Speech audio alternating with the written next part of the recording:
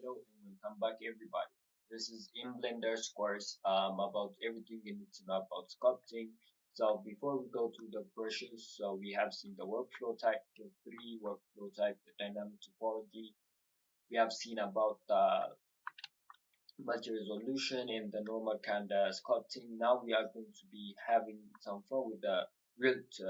Let's get right into the sculpting. Before we go to the brushes, we have to tell you about these parts. These are the same for every brush, so we have to tackle these first. Then we go to the brushes. So the first thing here is before the brush is a little bit different for every brush. So except the for brush, we are going to be looking at textures right here. So you may wonder, what do we want textures for in sculpting? These are for having those smooth details. So I'm just going to be using the standard brush here, which I will be discussing in depth in the brushes section. So now I did this. You see this is smooth. So I want some kind of freckles around here.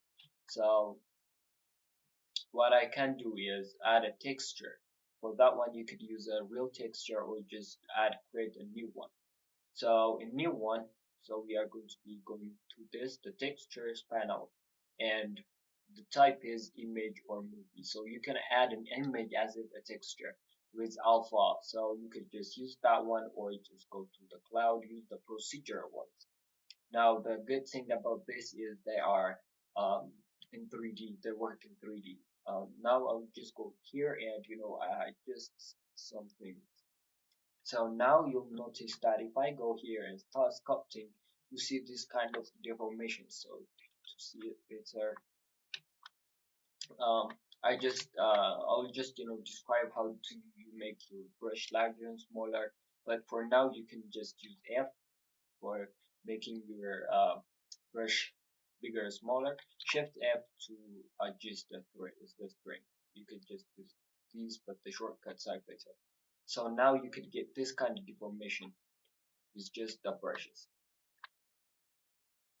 So more things to tackle around here is the texture. So what are the mapping types? So mapping tile, we have few options. So let's go to one by one. So view plane is this one is just going to be using U view as if the texture is going to be on the side.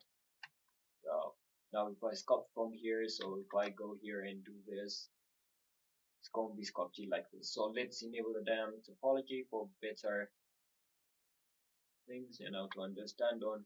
So this goes smooth shading. We have discussed this everything. So if you haven't looked at this tutorial, go watch this episode of this part. So I'm just going to be 100. So we have nice smooth thing. So the view plane is straightforward. It's going to be using the view plane. The area plane is going to be using the normals or pure texture. So like this. If I go here and do this, it will keep the distance like this. Uh, the view plane is going to use the view, and this is going to be using the normals of the object. The tiled one is if you have this. Now I don't want to go to in depth in these other things, but to show you the tiled one is it's going to be tiling this over your whole view. So if I just click this and do this, it's better when you have an image texture. So I will just go here and image, and I'll open something. If I have something there files from S. I think we have this. We can use this one. If you are wondering where to find these, you can find these on ZBrush Central. You can find them there, or just type alpha image with alpha. So the tiled one is going to be tiling this view, um, this image all over our screen. So you'll get this better when I go to the stencil one. So the 3D part is very cool. So if I go back and use the, let's see what we can use. Where is wave? What is wave?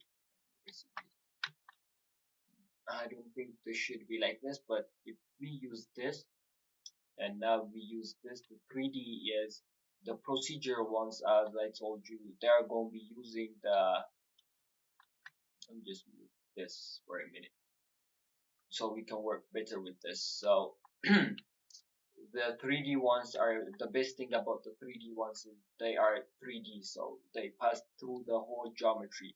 So if I do something like this, which is very hard to do, 3D, now we have this, so the line is going to be continue all over our mesh. See, it's just, if you want some interesting effects, like let's go for this could get us a better result. So if you want something that looks like this, you see it goes through the whole mesh.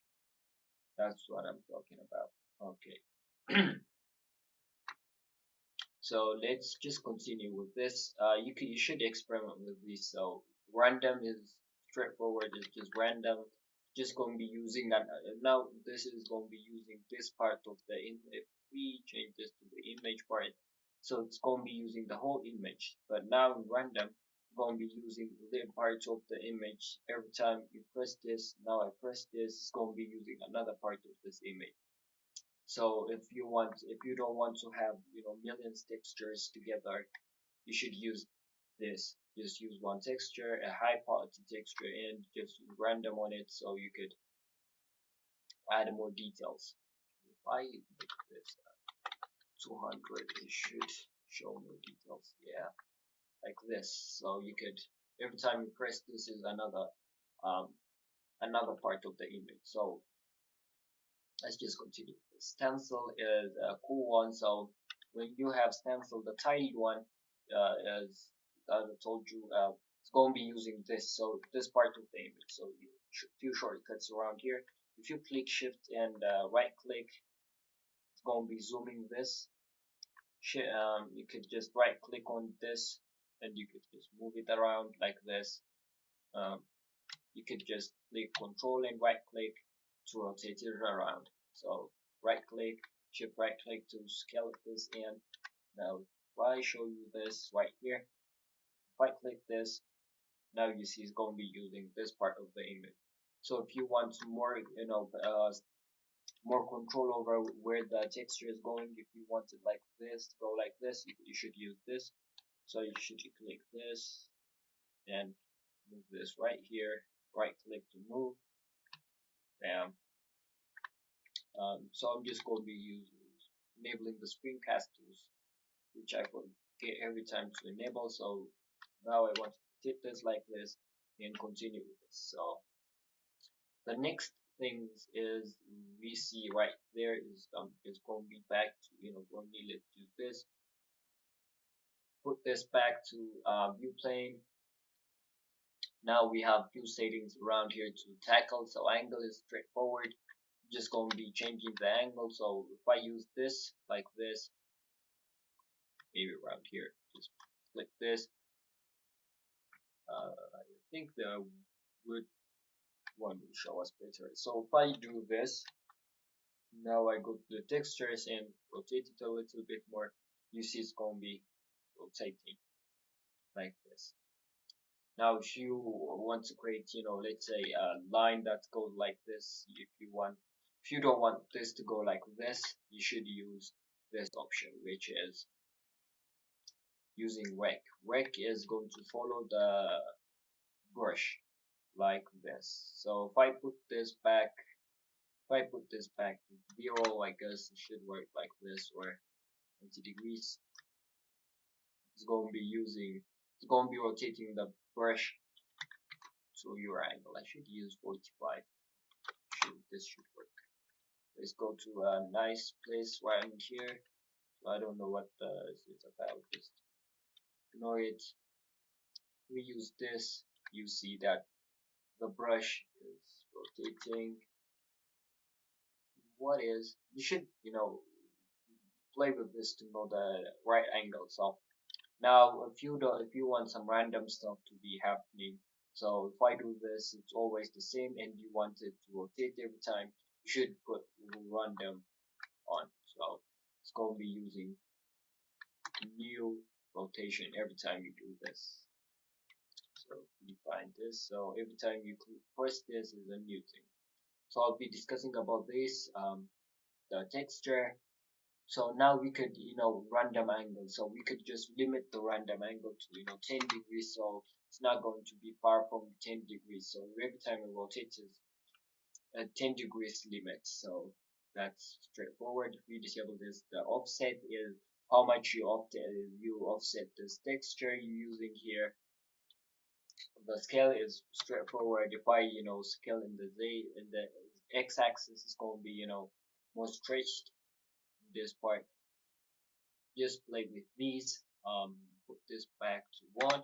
Now the interesting part is sample bias. This is if we put this to 0, so every texture is the black part means the deep downs, and the white parts in here means the upper parts. So if I click this now, you see that it's not going to be going outwards. So the texture white means 1, so it's going to be adding 1 in the texture. Now the base is -1, so check when I do 1 meters. Now nothing is going in. So if you want to limit your brushes like this, you should definitely check this out.